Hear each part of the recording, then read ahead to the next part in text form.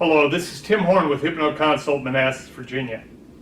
August 13th, 14th, and 15th, the NGH is holding their virtual conference for people interested in hypnosis and practicing professionals who want to improve the quality of their work and their business.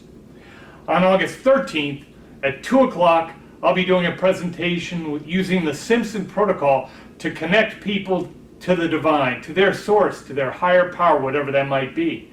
This includes work with clearing the chakras and allowing those things to flow all the way from their body to their higher selves.